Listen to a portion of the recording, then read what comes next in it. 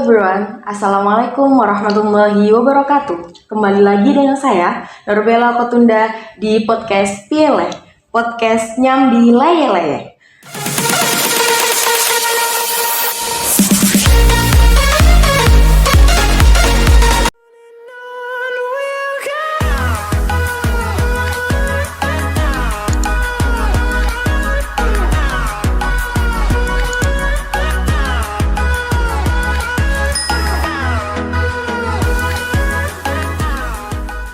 Hari ini kami kedatangan narasumber yang sangat luar biasa, yakni alumni Tambak Beras Bahrul Ulum, yaitu Bapak Jamal. Bapak, untuk saat ini apakah Bapak bisa memperkenalkan diri terlebih dahulu? Ya, terima kasih. Assalamualaikum warahmatullahi wabarakatuh. Nama saya Jamal Ghafir, ya aslinya dari Widang. Oh Tuban. iya. Untuk di pesantren dulu, Bapak alumni di pesantren mana ya, Pak? Dulu waktu di pesantren Bahrul Ulum, saya di Muhajirin 3. Oh, Ibu Haja Khurun Malik ya, Iya, Bapak? betul. Saya di sini mau bertanya, Bapak. Dulu mungkin di pesantren ada pengalaman untuk organisasi atau kegiatan sehari-hari gitu, Bapak? Iya, banyak. Kalau di pesantren memang berangkat dari sebuah niatan kepingin nyantri itu ya.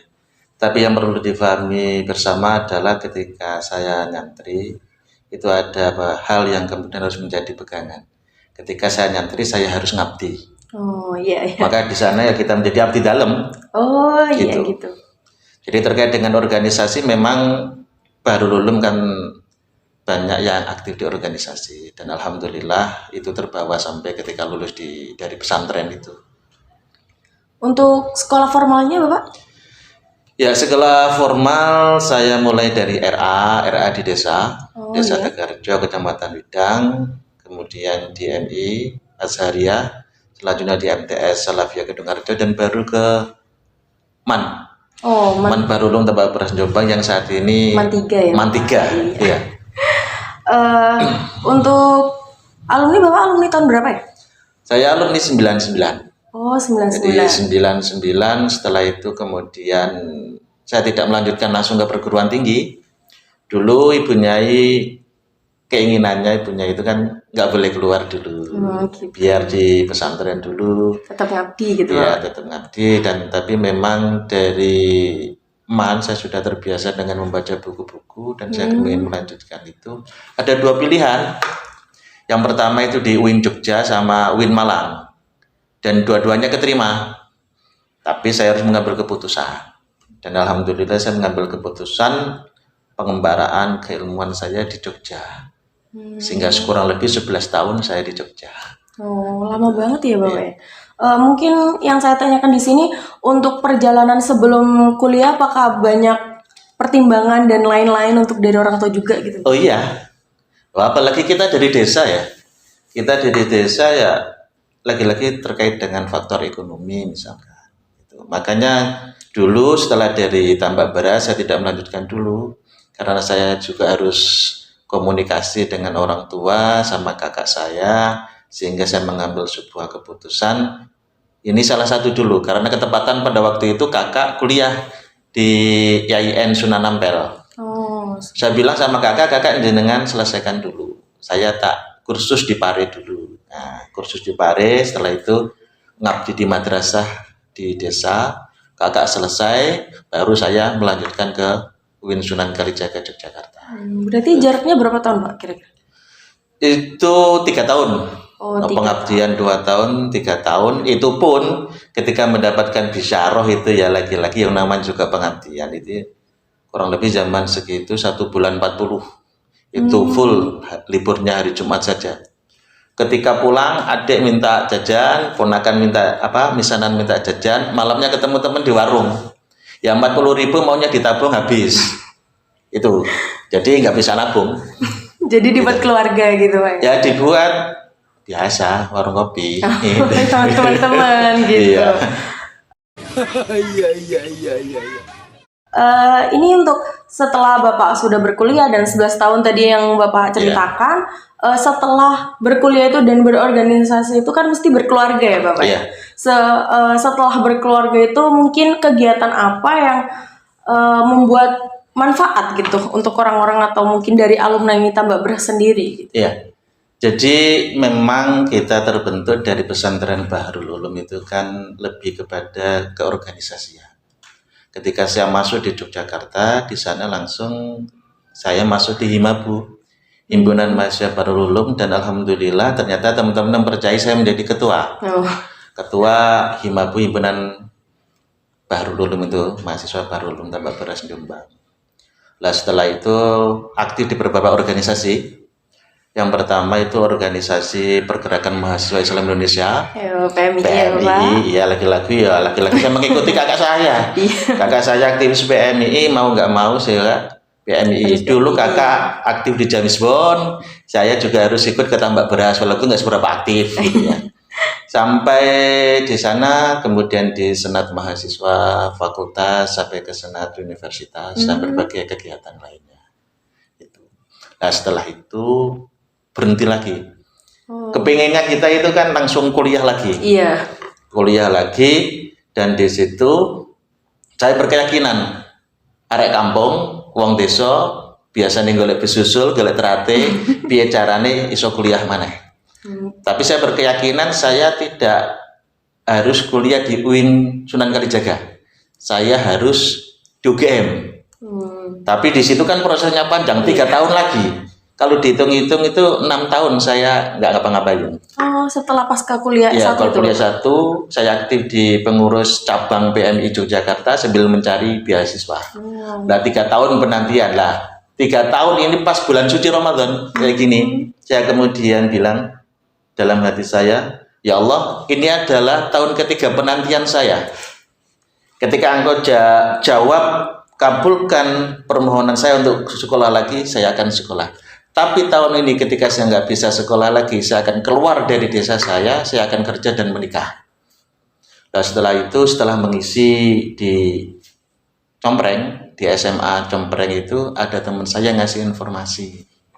Kang, coba cek websitenya UGM. Lebih sampai keterima, mau suka. Akhirnya saya cek, alhamdulillah ternyata saya keterima di UGM, yakni beasiswa kajian Timur Tengah, agama dan lintas budaya. Akhirnya saya pinjam teman saya uang untuk ngecek ke Jogja. Sampai ke Jogja juga pulang lagi karena Keadaannya di mana, Pak? Di Tuban. apanya? Jenengan keadaannya di mana? Di Tuban. Oh, di Tuban. Datang ke Jogja, di situ ternyata keterima, cari informasi langsung masuk. Jadi nggak pulang. Jadi itu baru saya kasih tahu kakak, saya kasih tahu Orang tua. Awalnya saya kasih tahu kakak jangan bilang siapa-siapa dulu. Saya cek dulu di Jogja ini bagaimana. Nah itu. Kalau nggak pasti kan ya sungkan. Masih rahasia gitu Iya. ya, Bapak. Jadi setelah itu selesai, dan alhamdulillah 2 tahun selesai dapat beasiswa, dan pada waktu itu aktif di PMI wilayah, di IPENU wilayah Jawa Timur. Jadi dua minggu sekali saya datang ke PW Jawa Timur karena di sana juga ada pendampingan kaderisasi di situ dengan biaya sendiri pulang pergi dari uang beasiswa itu. Ya memang darahnya kan sudah darah dari sononya, darah mulai dari kecil sudah ikut IPENU. Oh, Mantan ketua ranting IPENU. jiwa-jiwa organisasi Iya, gitu ya, Pak. sudah terbentuk lama di situ. Kemudian ketua Ansor Kecamatan Widang sampai wakil sekretaris PCGP Ansor, wakil sekretaris yakni PDNU 2 periode, dan alhamdulillah saat ini juga masih aktif yakni di Forum Kerukunan Umat Beragama yakni di FKUB, dan baru kemarin juga diminta untuk berkhidmat juga di Dewan Masjid Indonesia, sampai kemudian di Yayasan Mabarot Sunan Bonang. Ini berbicara tentang organisasi ya, Bapak Iya. ya. Untuk sekarang mahasiswa itu sulit untuk berorganisasi sebenarnya, kayak dimana mereka berpikir tuh apa sih organisasi gitu, membuang-buang waktu. Iya. Seperti itu. Betul, karena memang medannya beda. Kemudian tahun kelahirnya tidak sama. Apalagi zaman milenial saat ini kan berbagai banyak tantangan yang luar biasa, apalagi dengan kemajuan teknologi itu. Jadi organisasi itu memang mereka yang memiliki sebuah kesadaran.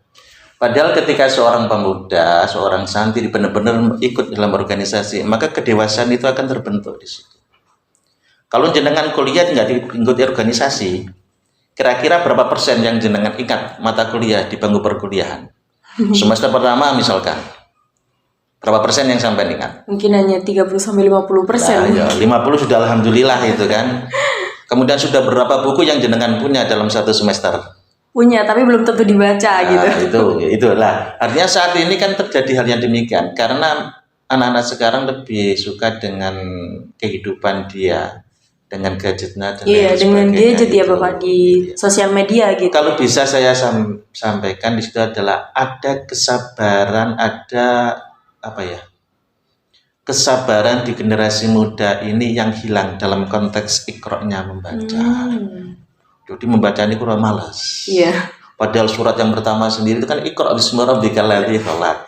Tapi agak-agak yang bacaan yang baca Iya, baca WhatsApp gitu dari pacarnya mungkin ya Bapak ya. Ya memang perkembangan zaman gitu sih. Itu memang. Untuk organisasi lagi ya Bapak ya. Iya.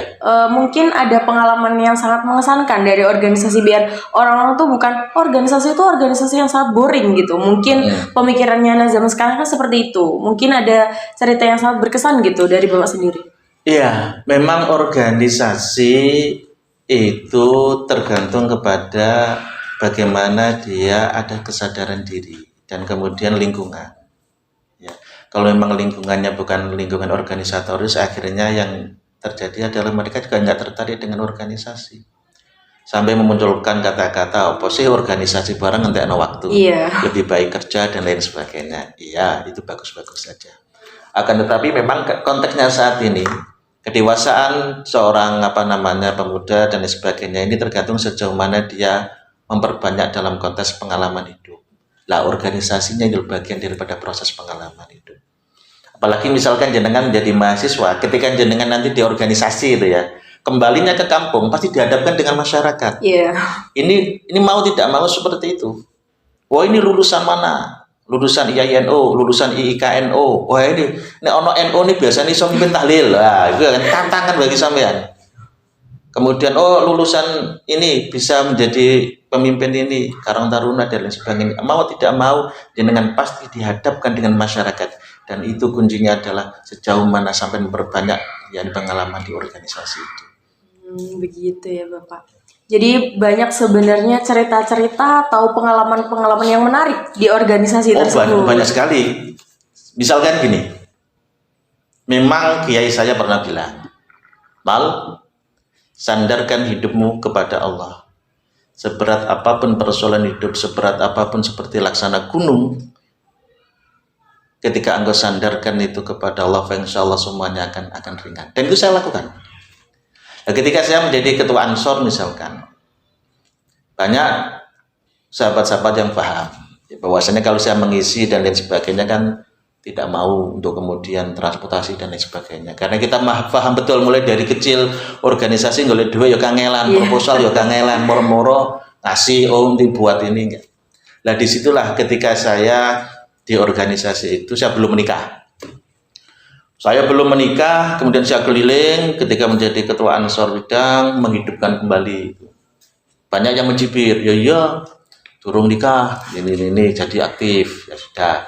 Setelah itu saya menikah, masih aktif lagi, yo turun duyana, itu kan. Nah, kemudian ketika saya punya anak, saya masih aktif lagi, dia nggak bisa ngomong apa-apa. Dan pada suatu saat saya diminta ngisi, saya nggak punya uang sepeser pun. Untuk beli bensin itu nggak punya.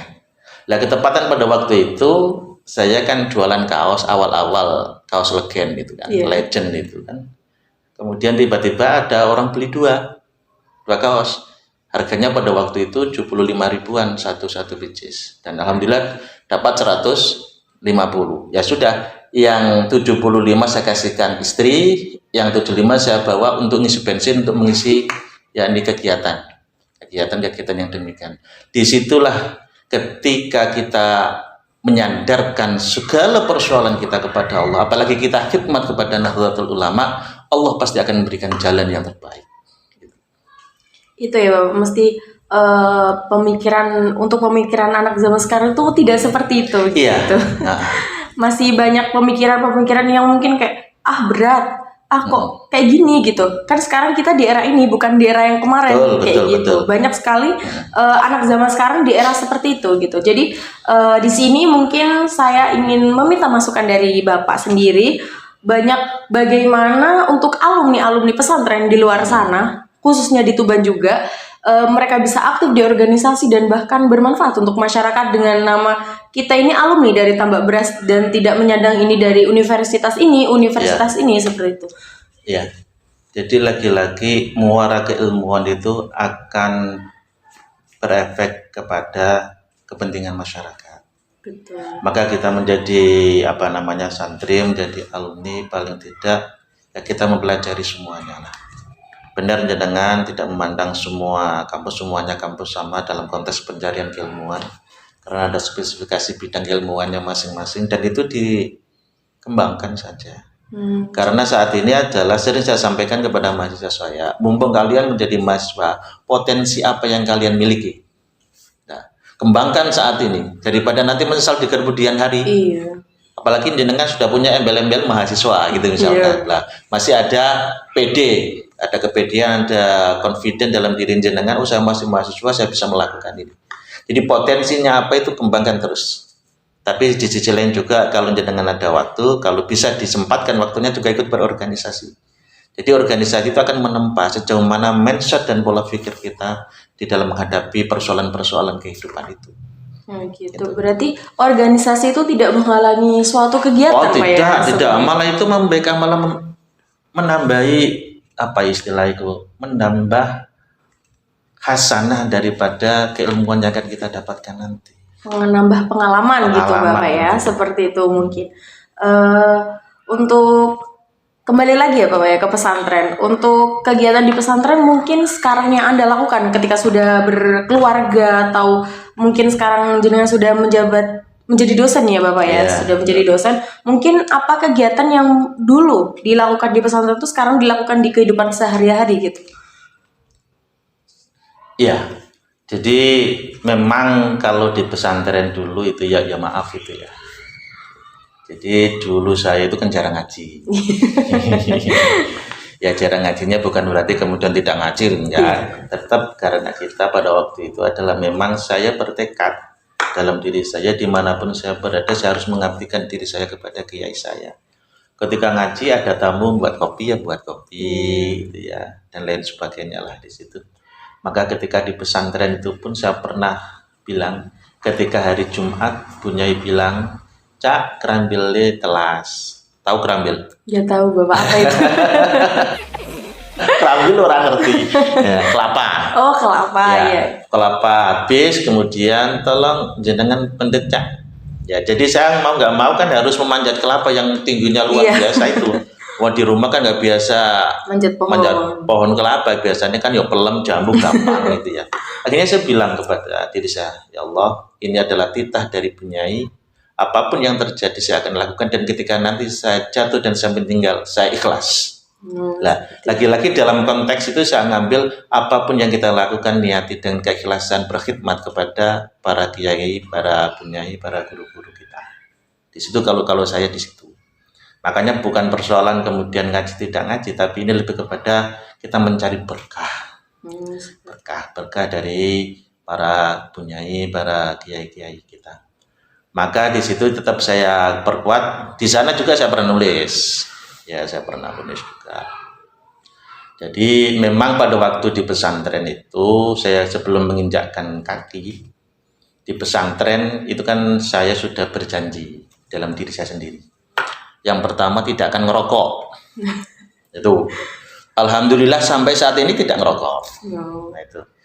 Tapi kalau di warung banyak teman-teman apalagi hujan-hujan kayak gini, sarungan sikil lempar tangkring, mangan mie mbak rokokan jedal kan enak itu. Nah itu saya nggak ngerokok dan alhamdulillah sampai saat ini nggak ngerokok dan kedua itu tidak pacaran. Nah SMA kan gitu ya, seneng-senengnya pacaran gitu ya. Tapi ketika pada waktu itu di pesantren itu ya memang saya tidak itu harus membatasi diri. Walaupun di situ memang pernah bertemu dengan seseorang itu ya. dan kemudian memang rasa itu ada, Iya. ya, apalagi bertemu Wajar dengan gitu, lawan lawan putri jenis. gitu ya. Tapi ya sudahlah, saya juga akan Janji janji tekad dengan gitu. diri saya sendiri itu, ya sudahlah, mencintai dengan diam Ya, saja lah iya. gitu kan itu. Dan alhamdulillah ya sekarang yang jadi dulur kabeh, jadi memang Gitu. itu.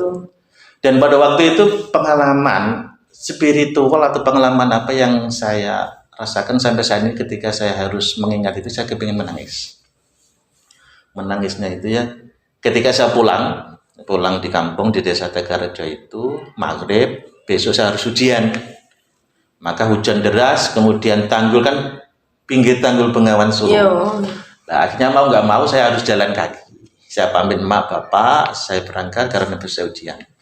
Kemudian di situ saya jalan kaki dari Tanggul sampai ke desa Kedungharjo, saya nyabrang perahu maghrib itu bledek kayak tadi malam di Ardor itu kan. Itu kemudian di situ di Telata saya berjalan, airnya masih sepinggul. Kemudian saya juga tekad kerja pasrahkan diri saya, ya Allah, nih aku digondol kalap nanggoni Bengawan Solo, aku ikhlas karena maghrib petang di situ. Kemudian saya naik ke Tanggul, di sana di Pelang, hujannya deras kok nggak ada orang sama sekali mengantarkan saya dari Pelang sampai ke Pasar Babat. Kemudian tiba-tiba ada, yakni orang tua, nak ate nang di badhe ten Babat, badhe ten pondok. Ya wis enteni mbah sik. Orang tua itu sholat di mana saya nggak tahu. Kemudian ya sudah naik becak, belum ada aspal. Di tengah perjalanan itu kemudian banyak gak kempes. Ya ampun Mbah, kalau tak melampah mawon. Kalau jalan itu kurang lebih 6 sampai 5 kilo. Itu di mana Pak posisinya? Itu Pelang. Di Pasar Agrobis Babat. Iya. Itu masih ke utara terus jauh gitu. Jauh sana itu. Enggak, entah ini sele di Kumpah, kemudian langsung jalan lagi. Dan alhamdulillah sampai di Pasar Babat, biasa kita kenalkan dengan Puspa Indah. Iya. Kita Tuban Puspa Indah itu. Nah, sampai di situ saya turun, ketika saya mengambil uang, kemudian saya memberikan ke Mbah itu. Mbah niki Mbah damel jenengan niki. Ternyata Mbahnya menolak. Wis le kanggo sangu sampean wae. Mbah seneng nganter sampean balik nang pondok. Wis nanti gawe sangu nang pondok. Aku berbes milih kan. Setelah itu saya naik Puspa Indah, saya nengok ke belakang, orangnya sudah nggak ada. Wah, langsung terus gemerinding ya. Padahal baru aja turun, kemudian saya naik, saya lihat ke belakang, orangnya sudah nggak ada. Itu suatu bentuk keyakinan Pak Iya, ya sebenarnya. artinya, iya itu artinya apa? Ketika kita benar-benar yakin dan tawakal kepada Allah, menyandarkan semua persoalan kita kepada Allah, insya Allah akan diberikan jalan. Itu perjalanan-perjalanan yang seperti itu ketika mondok itu. Jadi banyak sekali ya Pak ya yang cerita mungkin untuk diceritakan di suatu hari nanti gitu. Dan ini juga ketika di kampus, dulu kan saya punya pengajian ibu-ibu Selasa malam Rebu. Di situ saya juga aktif di lintas agama. Ada pertemuan tokoh agama se-Jogja di situ di Jalan Magelang. Nah, akhirnya saya pinjam motor, nggak punya kendaraan saya. Pinjam motor teman, hujan, saya telusuri terus. Nggak ada rumah sama sekali yang buka, pohonnya besar-besar, kemudian kilatnya beleding juga besar. Akhirnya lagi-lagi saya bilang, ya Allah, saya ikhlas aku dirampok malam ini, guys. Dipateni ya wis. Karena memang itu sangat sepi sekali. Saya ikhlas karena saya ingin bersilaturahmi kepada tokoh-tokoh agama. Tapi ternyata yang terjadi di kejauhan itu ada cahaya lampu. Oh, ono omah bukaan. Akhirnya saya sedang ke rumah itu, saya parkir di halaman. Deras hujannya itu, ada seorang pemuda rambutnya gondrong. Dulu juga gondrong, biasalah. Iya, masa dulu. Anak laki-laki itu tercengang. Kaget, nggak bergerak, melihat saya di halaman di hujan deras itu. Akhirnya tanpa ada kode, kita berlari berdua, kemudian saling berpelukan di bawah pohon. Hujan. Oh, hujan. Hujan deras. Ternyata itu adalah teman saya. Teman satu komplek Muhajirin 3, satu kamar Al-Usmaniyah, satu godean masak, satu kelas di MAN, Ya, satu pondok 5 tahun tidak pernah dipertemukan. Oh, seperti itu. Jadi 5 tahun nggak dipertemukan, tiba-tiba dipertemukan dalam kondisi yang demikian. Sekaligus ya akhirnya ya silaturahim. Tapi memang rumahnya di situ, Pak. Iya, rumahnya di situ. Tapi kita nggak pernah ketemu selama 5 tahun di situ. Ternyata ketika kita benar-benar yakin Allah akan berikan jalan yang terbaik, insya Allah ada jalan. Iya, Bapak. Untuk kalau berbicara tentang ini keyakinan dan lain-lain banyak juga anak zaman sekarang gitu, Pak ya, kayak pasrah gitu dan lain-lain, dan tidak ada kayak kepasrahan yang jenengan ceritakan tadi, saya berpasrah kepada Allah dan lain-lain, saya mau gimana saya gimana. Tapi untuk anak zaman sekarang tuh kayak ya udah pasrah, tidak melakukan hal apapun gitu. Banyak yang seperti itu ya Bapak untuk anak zaman sekarang gitu.